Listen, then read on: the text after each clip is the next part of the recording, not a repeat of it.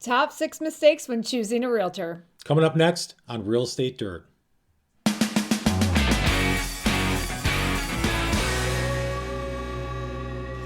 So, the top 6 mistakes when choosing a realtor. I mean, I think the list started out longer, but we tried to narrow it down. Try to narrow it down. A little. I think one of the things that you need to know first and foremost is that unfortunately, it is a low bar to get into real estate.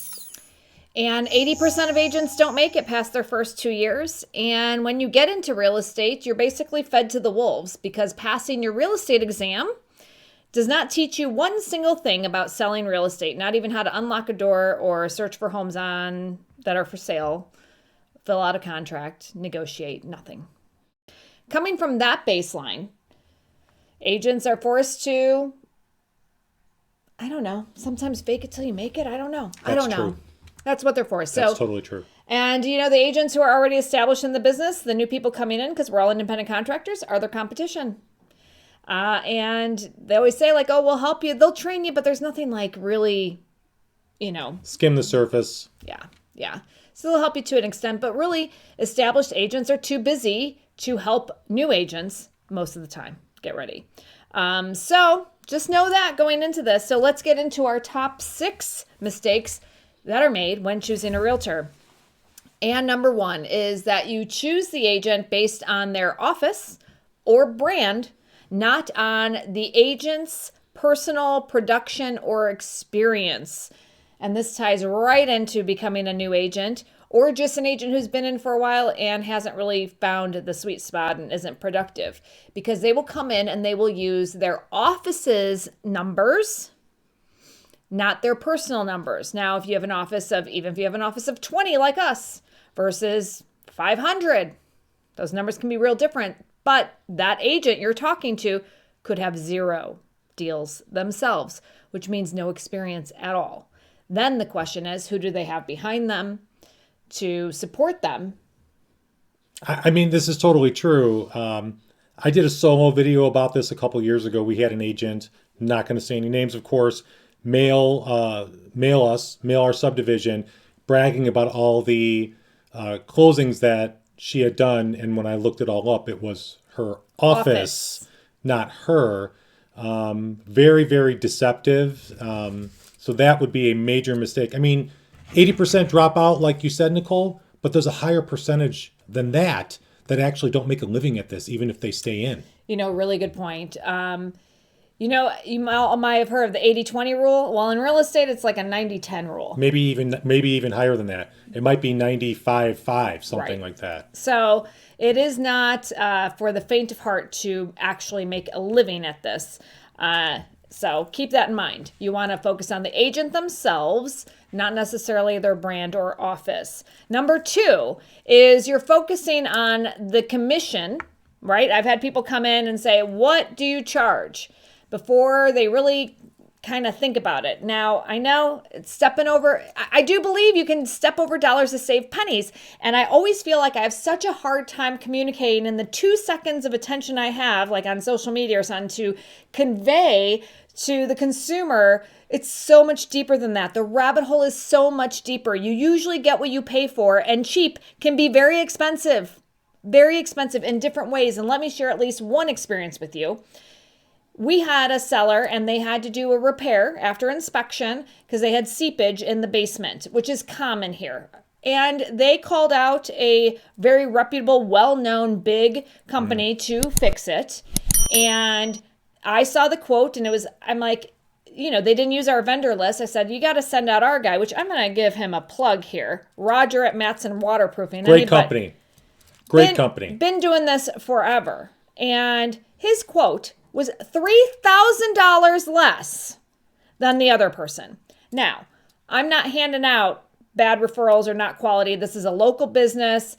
He's been in it. His family, I think it was passed down from his father was doing it, so he's been doing it since his kids. Now it's his business.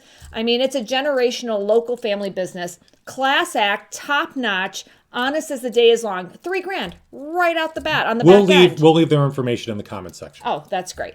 So, I mean, that's just one example of did that help the client? Was that necessarily part of a commission? Like, how do you weigh out that kind of knowledge and skill that we've been in the business for 19 years and we've been around the block and we know who to trust and who works and where to save you some money. I think it's priceless. There isn't much that between the two of us we haven't seen in this industry. So experience matters. Yeah. And cheap is expensive, and people who are willing to give away their own money will certainly give away yours quite easily during a negotiation. So just file that for thought. Number 3, and I think we did a whole video on this, is dual agency. Ask about it. How is it going to be handled? What you need to understand is that dual agency is when the same agent lists your home and brings a buyer. Our philosophy is you can't be on both sides of the deal and represent both parties fairly, bottom line. So how is that going to be handled?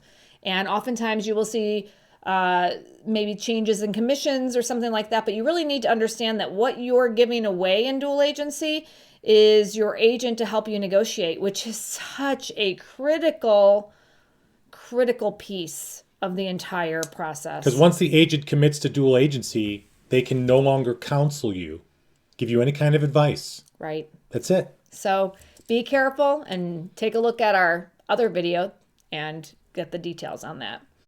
Number 4 is, and we just had this personal experience, bigger is not always better.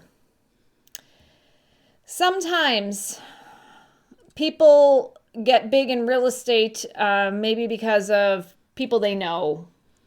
Right? This is true. There are certain agents that take advantage of where they live and the people they know. And I know we always want to go with somebody we know, like, and trust, but I guess I still struggle. Bigger is not always better.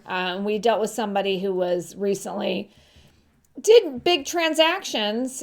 We've done more transactions, but did big transactions, and just blown away by the lack of skill set that the seller will truly never know. I was blown away because I ended up trying to come in and help out, and I ended up speaking to this agent. I was astonished. Yeah. I was astonished at the lack of knowledge and the unprofessionalism. Yeah. Actual, no logic at all. So bigger is not always better. Number 5, going to Facebook or Instagram for the popularity contest to choose your realtor or who you're going to choose from. I think this was our first video. Yep. We went into depth on this.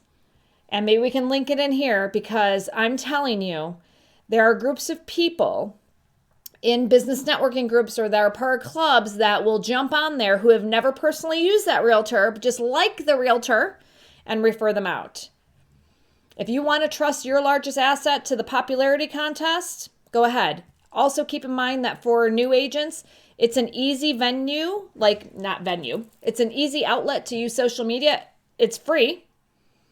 And if you got a lot of time because you don't have a lot of clients or experience, you can do that pretty steadily. But in fairness, there's also agents who are very well established, very big, do a great job, and then they can hire it out and they leverage their time. So there's both ends of it. But just make sure any referral you're getting, they've personally used them. Yeah, in the networking groups, it's a you scratch my back, I'll scratch yours mentality. They don't care that they've never used each other's services before. It's just about getting more leads. Yeah, if I refer you and say your name, you'll do the same for me, and so ultimately then I'll make money. So be wary of the popularity contest on social media.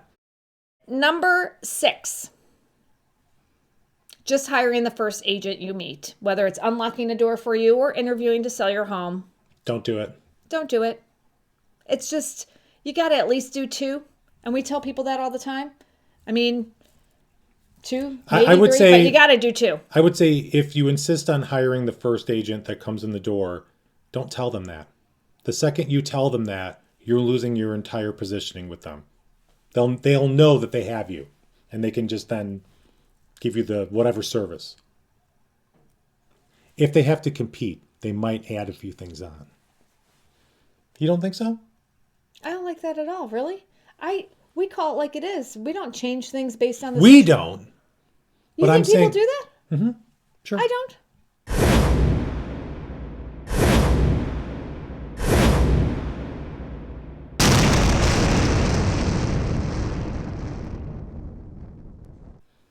Okay.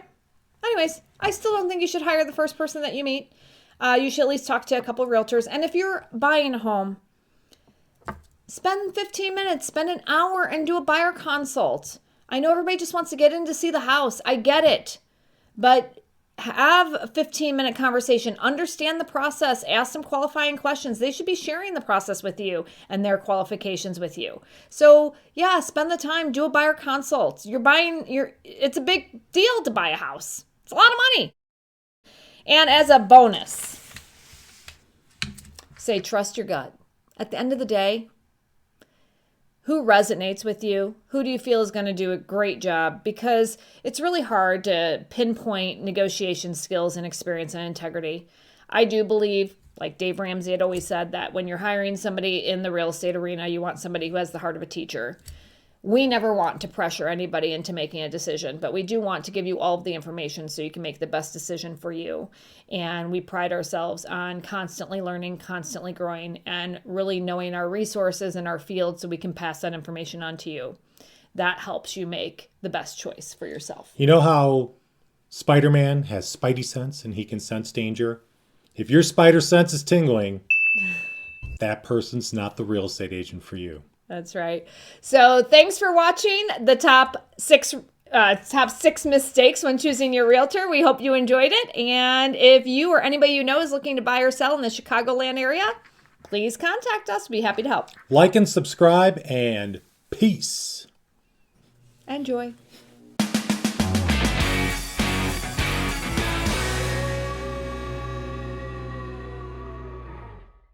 All right.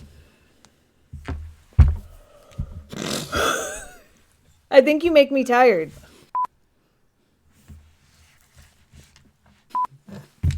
Like, it's just exhausting sitting next to you, and it makes me yawn every time we record. Take a drink. I do. I think you exhaust me, and that's why I'm always yawning.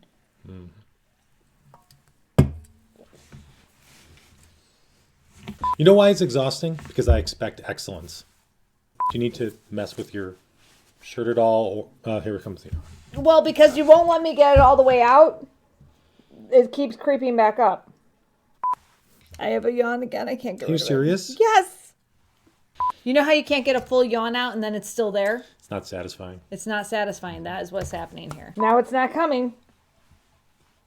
I was trying to be patient.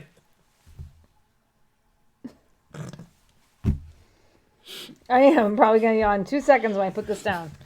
Are you ready? I'm always ready.